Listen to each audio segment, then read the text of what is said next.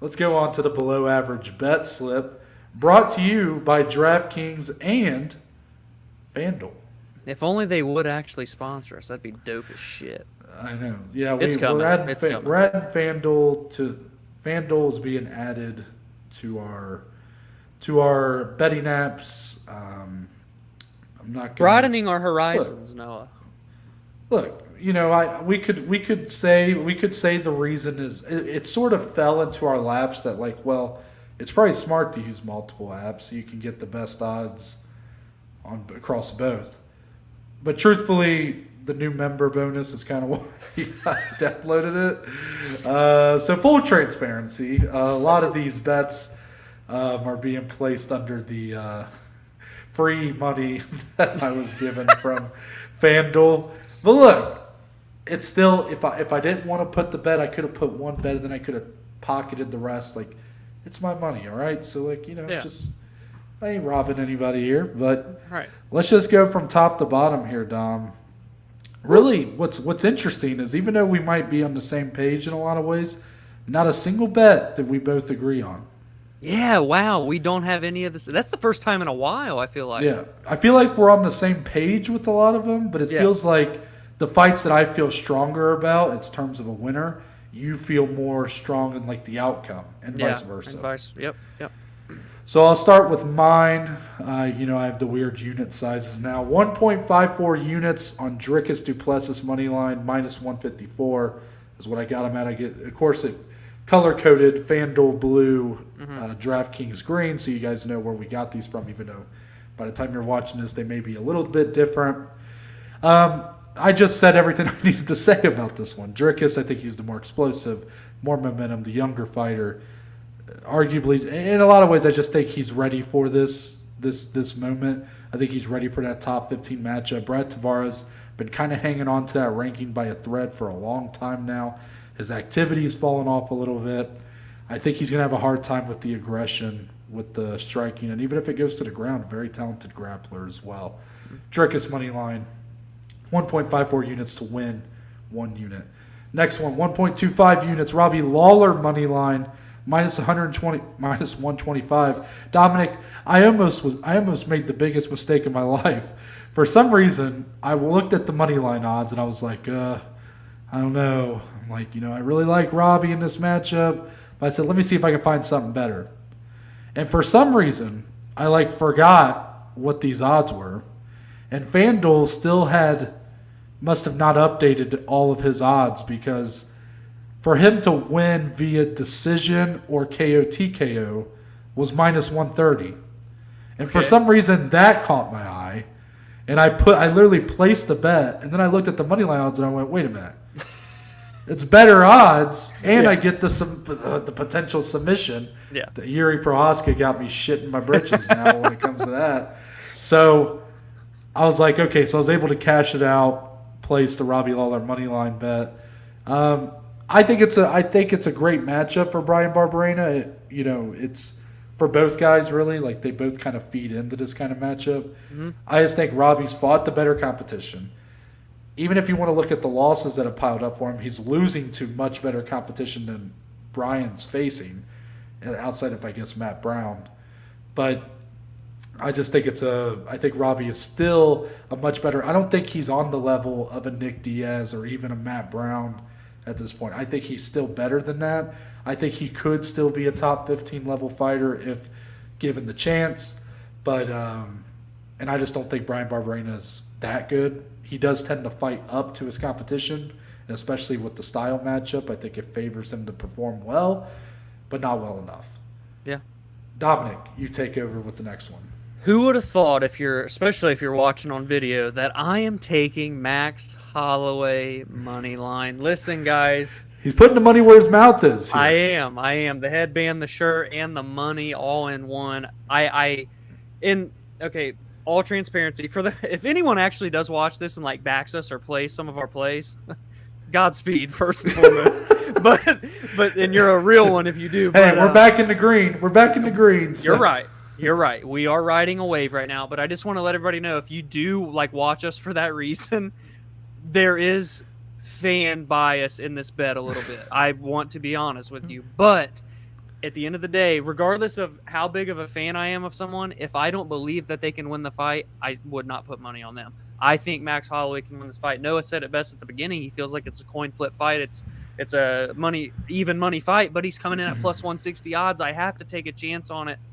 I know that Volkanovski's only gotten better, and he's already up 2-0 against Max Holloway. I get it.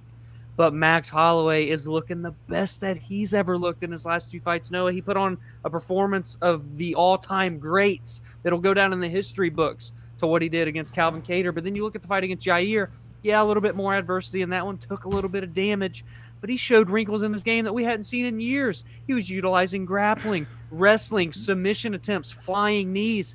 He is getting better. He looks just as good as Volk. They are the 2 far and away best featherweights in the world right now. I can't wait to see them come together. Listen, Max, I pulled this stat earlier and forgot to say it, has gone the full 25 minutes in 6 straight fights. No, he's had 2.5 hours of octagon time in a row. And we know that Volkanovski is much of the same, very similar. But we know that Holloway's not going to, go anywhere. He's not going to get tired. And with the pace that he put on against Kattar and Yair was more than what he did against Volk in those first 2. So if he can take that and implement it into this third one and keep that pacing, keep that output, that pressure, I even think that a finish could potentially be in the cards late in this fight. But regardless, I love Max Holloway here at plus 160. The fandom aside, I really think he does have the X and O's. Even though he's down 2-0, I believe in him. I'm going Max Holloway money line. Oh, and I'm up next as well. So I just got really winded. I'm going to get winded again. Noah and I, again, same wavelength. I'm just getting a little crazy because we can take Dricus from minus 154 to a plus 150 to win by finish. Noah already said it in the breakdown. 16 wins, 16 finishes. That's a 100% finish rate if my math is right. We've talked a lot about numbers and math on today's show. Tavares does go the distance a lot. He is durable. I get that. But he's lost 6 times. 3 of them have been via knockout. I think Dricus has more power on the feet, and I just think he's a more well-rounded guy. Tavares has great takedown defense, but I don't think Dricus needs to necessarily land a big takedown to get this fight to the ground and get a submission. I think he can hurt Brad on the feet like we've seen happen before, and he can even pull a submission with a standing guillotine that we've seen him do before in his career. I just think there's so many paths to victory, and I think a guy that has that much finishing prowess, why not carry it here to get the biggest win of your career, to crash into the top 15, and it's plus 150? Come on, I had to take it. I got to give Dom credit because we already spent like a half hour talking about Max and Volk, and he decided to do like another half hour on the Max Holloway money line. That was incredible. Israel Adesanya by KO TKO. Talk to me now. This is the riskiest play in my opinion. As I view my bet slip, I view this as the riskiest one, but it probably should be because it's the one with the best odds, plus 170. And guys, I'm buying into Israel Adesanya is in need of a big performance. Mm-hmm. I don't think Cannonier is going to go out lightly. I think he's going to bring a fight to Israel Adesanya, and this is his only opportunity probably for a title he's ever going to get. He's 38 years old. He took him a long time to even get this title fight. So a loss here, and he's going to have to really climb his way back. I mean, look at how many fights it took Robert Whittaker to get a second title fight. Yeah, he is going to go out on his shield here if that is so. If that's what the fight turns into, either that or he's going to start out slow and maybe a little bit hesitant to the moment, and Israel Adesanya is just going to pick him apart for 2 rounds, and then it's going to be over. That's all I see for this fight. I understand like that. Cannonier is deserving of the opportunity. I'm happy he's getting it. Doesn't mean I think he has a great chance here. That's just the way I view it. Plus 170, I decided to throw a shot at it. Even though if you made me predict the fight, I would probably predict, like, if you said, like, let's say everything was even money, you just put money on what the outcome's going to be. I'd probably lean Adesanya decision just because that's what we've seen so much of him. But when you have the plus 170 added onto it, you got to kind of throw darts sometimes. Next one. 1.46 years. See, I got a little interesting with these next two because Muniz Hall to start round 2 at minus 146. This one is a little risky in itself because it's such a style clash that I feel like it could be over very quick. One guy could get a takedown, Muniz, get a quick submission, and then you got Uriah Hall, who could knock this thing out, put the fireworks together, and make it end early. But I look at this fight and think it's going to go a little bit more tentatively than that, because I think both guys are going to have a lot of respect for the other's strengths here. Because of that, I do think we see a second round. I could still see a finish in this fight for sure. I mean, a decision's kind of far-fetched, but I like the odds here. Go to a second round and just got to get through 5 minutes, people. Come on. No, can we not please have a Shavkat like 2 seconds left and he gets the choke? Like, I can't do after the Zhang Joanna fight. Like, my heart can't take that kind of beating again. No. 1.2 units on Strickland Pereira to start round 3. Minus 120 on this one. I don't know what's going to happen in this fight. But whether it be that Strickland puts in a more grappling heavy attack, or whether it be that these two guys go head to toe, fisticuffs for 3 rounds, I think the durability of both mixed with the intelligence of both is going to prevent either one of them from probably getting finished, but I wouldn't commit to the go to distance bet. I liked it better to just start round 3, because a late finish is more likely than, to me, I don't see a first round finish happening here. I really don't. I think both guys just have a little bit more than that. You know, if you're thinking a finish, to me, I look at a finish being like Sean Strickland just gassing out Pereira with the grappling and maybe locking in some sort of submission or ground and pound finish. I really don't think Pereira finishes this fight. I think he's a little bit too... I think the Bruno Silva fight showed that he, while being very powerful and huge and long, he's also, he fights like a kickboxer, and he's not really, the style clash here is enough to where I think there's a good chance this fight goes the distance, but start round 3 for sure. Now, Dominic, next one. Yeah, I love those 2 plays. I had one of those slated for UFC Austin between Cerrone and Lozon not to start round 3. Obviously, that didn't come to fruition, so I like that Noah's playing those. And speaking of Donald Cerrone, I've got him and Jim Miller to be under 2.5, so relatively similar to how I felt about him and Lozon. I still think it's going to be a barn burner of a fight, fan-friendly. Miller has been finishing tons of people. His last 6 wins have all been via finish. He cashed me a plus 250 ticket the last time he fought by getting a finish. So I think there's going to be violence here. This is minus 175 on DraftKings, hinted by the green font there. 7 out of Miller's last 10 have been under 2.5. And like I said, all of his last 6 wins have all been via stoppage, and they have come at that under 2.5 mark. For Donald, 6 of his last 10 under 2.5. And every time that he's been finished during his winless streak, so he's on that 6-fight skid right now, 4 of those he's been finished. They are by KO, TKO, and all 4 were under 2.5 rounds. So when I say that, you probably think I'm leaning Jim Miller, but I'm not necessarily picking a winner. I just do feel like Miller is going to win this fight. If he's going to win this fight, he's going to get a finish. Should Cerrone win, I do think Miller is finishable. We've seen him already finish Jim Miller once. Granted, it was 2014, but Cerrone's fighting at 170. Miller's not used to fighting at 170, so that, the size difference, the power difference, I would lean towards Cerrone just because they're up a weight class. So I think either way, this fight gets finished. It doesn't go the distance, and I really like under 2.5 at minus 175. This one, more violence. Brad Riddell, Jalen Turner. Already talked about it earlier, and we broke the fight down. This fight's so sick. It's a bit risky at the same time because Brad Riddell has went to a decision quite a few times.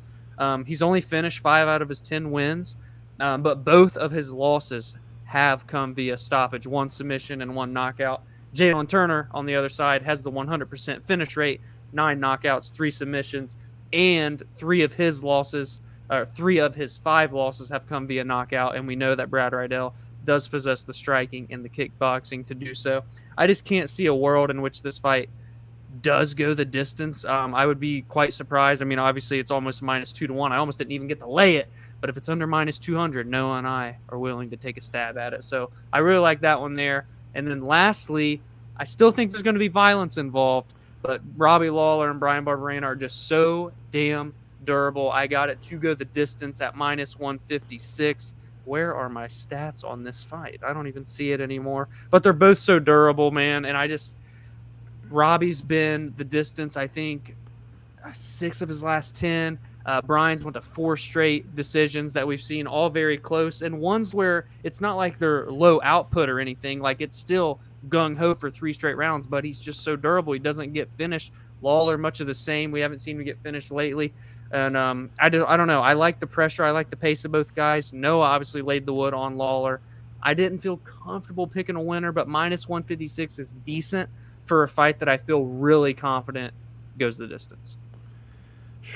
Dominic, I can't keep up with you, brother. Your stamina is much stronger than mine. I mean, we're 2 hours in, and you're still writing books, and I'm like, man, I can't do it anymore, man. I'm gonna be brief with my parlay here. Plus 167. Look, 3 legs instantly. I was kind of if this parlay is gonna fail, I'm gonna tell you right now, it's gonna be because of Ian Gary. That's just, I felt the same when you take that one to the bank, because I feel pretty confident Macy Barber takes care of Jessica I. Sean O'Malley takes care of Pedro Munoz. For all I know, all 3 of these are going to fail. Maybe Ian Gary will be the only one who wins. I mean, that's usually that's how it works. But if this fails, I think Gabe Green's just going to be a tough matchup for Ian Gary. But again, I'm riding a lot of momentum here on the parlay, plus 167. I was going to do Barber and Malley, and the odds were okay for that one, but I wanted to get it plus money to make it worth my while. Put the 3rd leg on there. Should I have put someone like Izzy on there? Maybe, but, I like to spread the love around a little bit. Hey, plus 167 will be awful nice if it hits for the below average bet slip units. I can be relatively brief on mine because we share a lot of similarities. Obviously, I picked Andre Muniz to win in the minus 125, paired him with Sean O'Malley. I don't think that Uriah will throw. And I think because of that, Andre will be able to take advantage of it, eventually get a submission. And truthfully, I think he can win a decision as well. But I do like Andre Muniz to crack into the top 10. Sean O'Malley, much the same. When we broke down the fight, he's just so much longer. He's so much bigger. I think he can – I don't know if he's going to finish Pedro, but I think he can piece him up, pick him apart for 3 rounds at the least. I think he does get it done and also cracks into the top 10. Then the second one is kind of my more confident one. Macy Barber, Israel Adesanya. I think these are the 2 locks of the entire card, if I'm going to be completely honest with you guys. I don't see a world in which Macy loses Jessica I, especially the way she looked in her last fight. I think Jessica I's on her last leg. Israel Adesanya, I think this is much like Noah pointed with the KO TKO. I could see that happening. I think he's due for another Paulo Costa type performance, and I feel like Cannonier is the style matchup to do so. But regardless of if it's a knockout or goes the distance, I think Israel gets it done in all aspects of this fight. That's the 2 money line parlays, 125 and 139. Whew. Okay, closing statements time. So part of the